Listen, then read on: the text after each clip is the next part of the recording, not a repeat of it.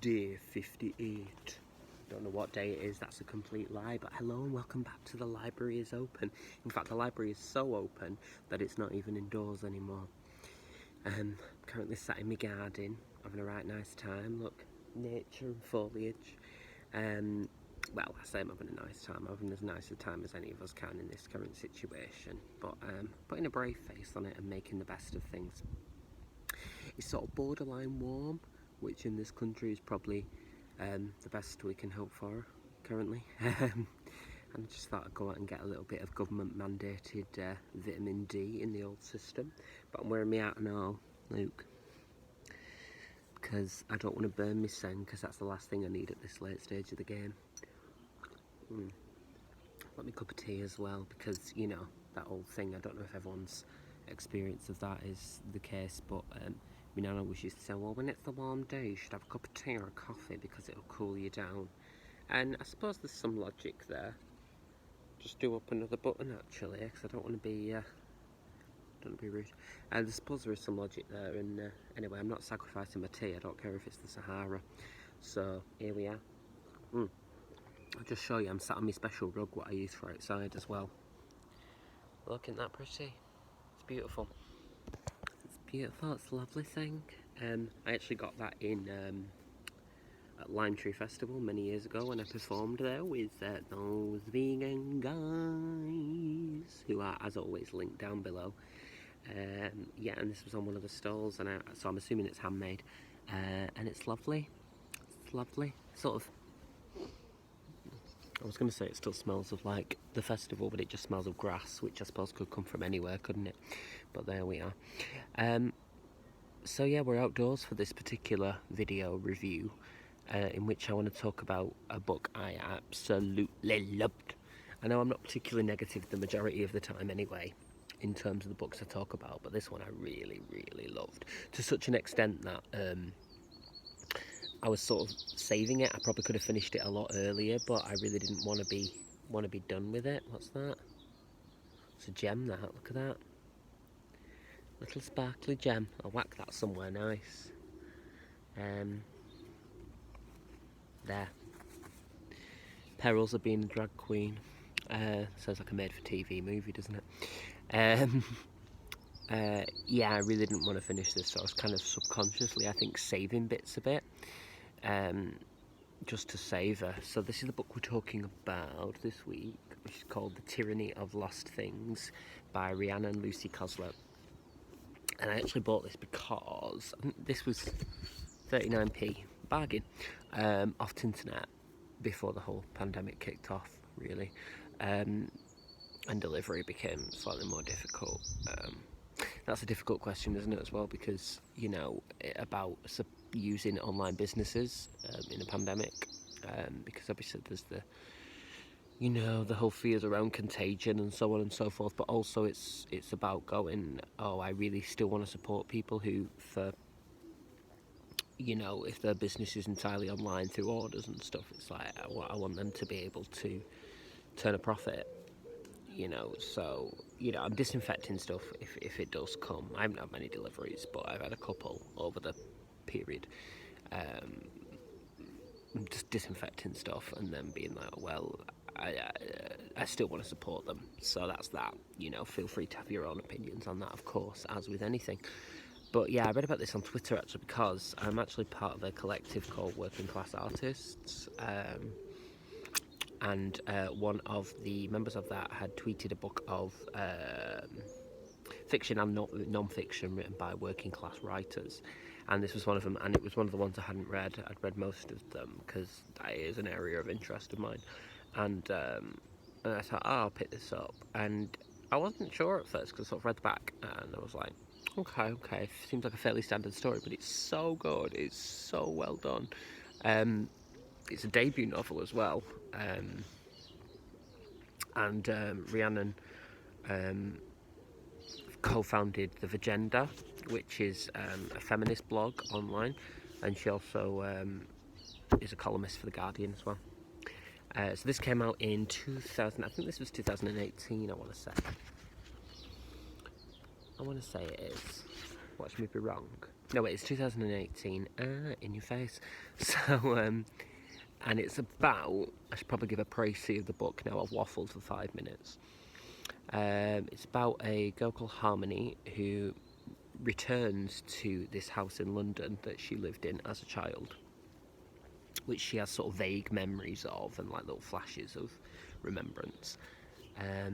And to sort of excavate, I suppose, her past in a way.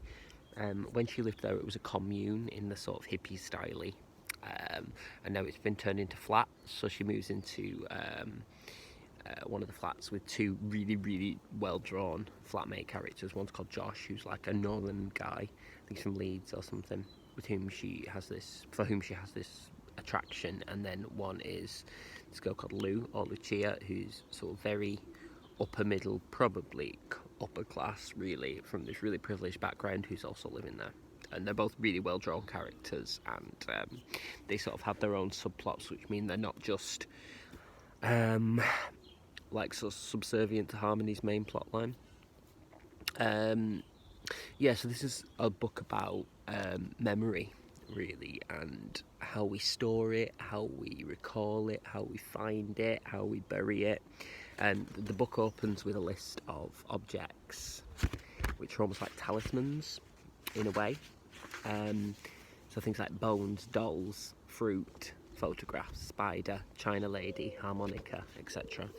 And they're actually the list of all the chapters, and they each relate to a particular memory that helps with this sort of jigsaw puzzle of Harmony trying to piece together her life. Because it's sort of interspersed with Harmony's sort of daily experiences as it moves along, although it's not necessarily chronological. And then it's interspersed with flashbacks to the past with another character, the identity of whom we don't really discover till quite late on in the book. So it's as Harmony's discovering her own past and the people that were involved in it, and what ultimately happened to them based on what she's been told happened to them. We're finding that out as well through this other character who's really pivotal to that situation. What's really lovely about this is, well, for a start, I love that idea of using objects as sort of storage devices, I suppose. I'm really into that idea of having memories imbued inside objects. So things like, oh, you know, that day in September that goes there in that piece of Tupperware, that, you know, that Easter weekend goes over here in that paper doll. But, you know, things like that, I really, really like that. And I think it's so true and accurate that we do store things in that way. I suppose it's the same principle as, like, you know, sometimes when you hear a piece of music or something that you haven't heard in a long time, and then instantly it just transports you back to where you were and what was going on at the time. The sort of quite, in some ways, pleasantly spine-chilling moments. You know, you sort of get like the hairs on your arm go up a little bit, and you go, ah, because it's almost things that were forgotten, but they're not really forgotten per se. They're just sort of stored slightly differently. Like I know, maybe you put them in a storage locker or something like that, but they're still there, and it's just about how you access them. So yeah, so I really, really liked that conceit of revealing the story. So we sort of discover it as she does, in a manner of speaking. The writing's lovely in terms of how it's sort of, it's funny, but it's also not played for laugh-out comedy. You know, it's more like observational comedy, I suppose, about what London looks like, because it's sort of centred in London, in this like very specific area, which in a weird way, because I didn't grow up in London, but I did live there, albeit briefly, a couple of times, mostly when I had acting jobs or things like that. So I'd moved there for a couple of months and that, and it sort of made me a tiny bit nostalgic, which is weird because I actually don't really like London that much. I'm very much a sort of northern home bird in a way. I like the north, and I like to be near people that I know and things that I know, because there's a sort of loneliness, I feel, in some ways to London. But it made me sort of really go, oh yeah, I remember that, because some of it takes place in Camden, for instance. I remember being out in Camden, or but there's a bit where she sort of mentions, you know, the people that you see on the street dwellers and stuff. And for a while I lived near Borough Market, and those people were sort of instantly recognisable, but not in a laboured way. So she's sort of trying to draw them as cliches or stereotypes or anything. It just felt very authentic. She also has some really interesting ideas about sort of like, I suppose, historical concepts and the way we romanticise the past as well. So she's talking at one point, this is quite late into, but there's no spoilers. They're talking about the commune in the sort of 70s, because the commune, well, based on the sort of hippie ideals of the late 60s, actually lasted until the 90s, when it was already kind of dated. So she's talking to one of the people who lived there, and she says, it all just seems like such a cliche. And he says, it was a cliche, girl, that's the thing, and the media jumped on it. But that wasn't really the 60s, you know. For us, it was everything they said it was. Not for most people. The 60s happened to a couple of hundred people in London and passed everyone else in the country by. While we were all experimenting with drugs and sex and general debauchery, they were sitting in their polky dot living rooms, watching the good old days and mourning Churchill, ironing their doilies and popping in their diaphragms for half an hour of socially mandated "How's your father?" And that sort of really struck with me with like conversations I've had with my nan and stuff like that. Because I was writing a show for Leeds Pride about, I think it was about 3 years ago now. I wrote a commission show for that event, and so I was interviewing my nan about her experiences of like the 60s and stuff. And I actually put some of her testimony in the show, because she said this brilliant line, which was, the 60s wasn't really any different. It was exactly the same as everything had always been. People just had different hair. Which I quite enjoyed. Love that idea about how we romanticise history into something that it wasn't. Now, we're seeing it a lot these days as well, with some people I should say, talking about how, you know, we can get through the pandemic by remembering like Blitz spirit and stuff like that. And it's like, yeah, but the Blitz, this is not the Blitz, for one. It's not a war per se, and two, you know, the idea of the Blitz is heavily romanticised, or rather the Second World War in general, in terms of, you know, it's not all Cath Kidston home prints and community spirit. Well, that was there, of course. Something like, you know, when people sheltered on the underground and stuff from the bombings. I was reading up on a lot of this in some old testimonies as well, and they were sort of saying like, yeah, that wasn't like government mandated. That was people not having any shelter and breaking into tube stations until they eventually just agreed to let them. So, you know, even though that's a tiny thing, that really sort of shows you how we story tell constantly. So there's birds. We story tell constantly in ways that make the past look more attractive than the future, or rather the present, I should say. Yeah, sort of create this uber past that doesn't really exist, based on what we like the present to look like. So there's that. I thought that was interesting. Another really interesting one was, she just has some really nice turns of phrase. So she says at the opening of one of the chapters, my mother made myths like puff pastry, folding and tucking and smoothing and snipping until her pasta was golden and fluffy and melt in the mouth. She was a master patissiere, spinning all her sorrows into sugar. I love that. Isn't that really evocative? And I think it's really sort of, you know how some people are just really good at using metaphor and imagery in a way that doesn't feel forced? Because sometimes if you're not careful with some writers, it can feel like an English exercise. As in, oh, I've been told I've got to put metaphors here to make it relatable, but that just feels, you know, it feels sort of like bodily and visceral, because we know what taste is and we know what texture is with food and stuff like that. And the idea that you can spin stories into confectionery, which they kind of are, they're mental confectionery, aren't they? Feeding what we need at the time.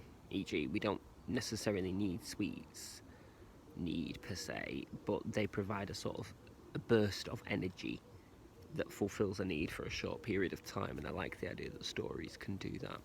There's also another really great bit that I love that reminded me a lot of being a teenager. She writes, "There are men that I have slept with whose naked bodies I pressed to mine, whose names and faces I barely remember." That's not what I remember.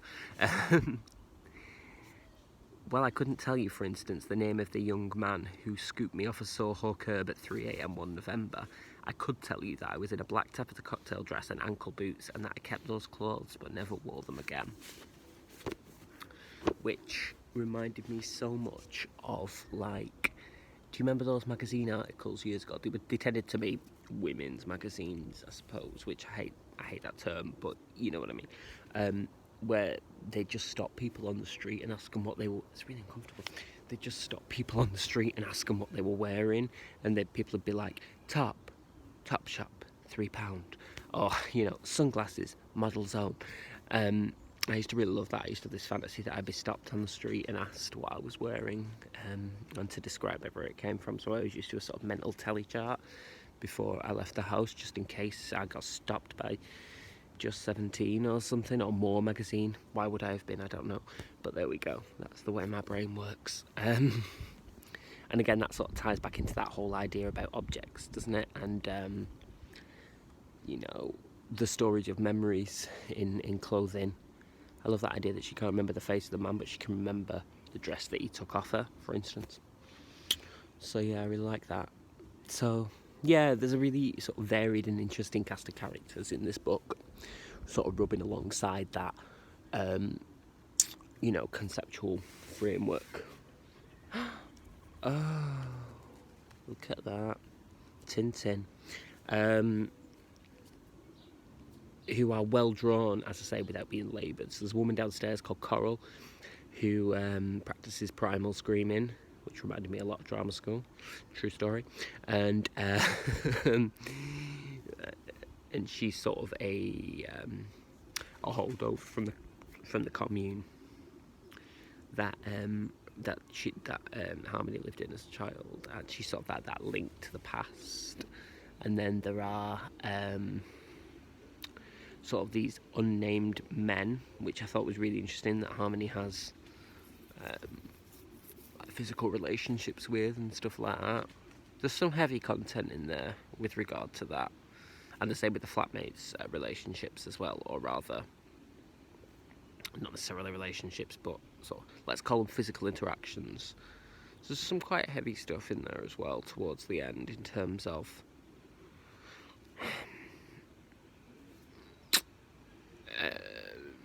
abusive practices, I suppose, would be the best way. So, but it's handled really quite sensitively. It's not gratuitous in any way. So I wouldn't necessarily say they are content warnings per se, because I don't think it's as potentially harming as that. It's just that there are some of those issues there in the background. So if that's something that you wouldn't like to read about at all, then maybe give it a miss. But actually, I think it's done really nicely.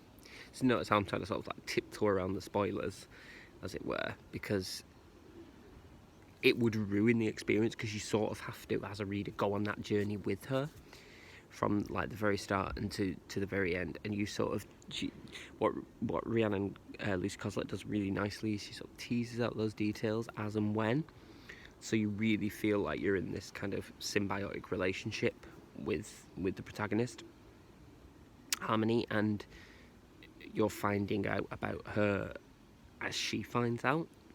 Hopefully that makes sense. Yeah, so definitely recommend this one. And I'm really, really glad I discovered it, and I think it's a shame in some ways, because I hadn't heard of it before it was tweeted about, and I thought that's massively a shame, and made me sort of think about which sort of books and which sort of things like catch on or become, phenomena, so on and so forth. So I'm hoping that there is at least, even if it's hidden, a sort of larger audience for this, because I think it really deserves it, and I'd be really, really interested now to read anything else she's published. I had a little Google, and I don't think she's published anything else so far, but then to be fair, this is only 2 years old. Well, less than 2 years, so it's like, that's fair. It Takes a Village, to write a book. So yeah, I'm hopeful about that. There's a really sort of good bit at the end where it sort of coincides with the death of Amy Winehouse, which I remember vividly. And it's almost in itself a little bit of mythologizing from like this generation, as it were, because technically speaking, I'm a millennial. I was born in '86, and you know, that's some consternation to me. But, you know, in the way that the squats, communes, and sort of free love thing, which sort of runs through this, is of the 60s and 70s, is sort of mirrored in the current day, albeit differently, in terms of like drug use and drinking and sex, of which there is lots in abundance in this book. So those two sort of mirror each other in different decades. There's sort of, you know, acknowledgement now that when the sort of 60s, 70s ideals died, which is something else she deals with in the book, something sort of, in a smaller way, died with the death of Amy as well, who I absolutely mourn. What an icon she was. I feel so sorry for her, because I wasn't even particularly fanatic about Amy Winehouse, but what a talent and what an absolute crying shame that she passed away. May she rest. Yeah, there's something there that's really sort of gently done, where it sort of says, you know, as we move on, we kill every previous generation with a particular event and go, that's the end of that because of this. So Amy's death of the 60s, so on and so forth. And yet at the same time, we're desperate to resurrect the decades that we've killed through fashion, through music, through, you know, philosophical approach and stuff. So I think it's really interesting. It's like we live this weird zombie relationship with the past, where we're constantly reviving it and killing it, reviving it and killing it. And it's just sort of really interesting what marks both the death and the resurrection of those times. So yeah, anyway, that's me waffling enough on my little philosophical rant in my garden. So I hope you've enjoyed this little bit of vitamin D injection into my channel. Do yourself a favour, absolutely would recommend this, Tyranny of Lost Things. Definitely a great one, and really nice one to read in the sun as well. Just kind of works, you know.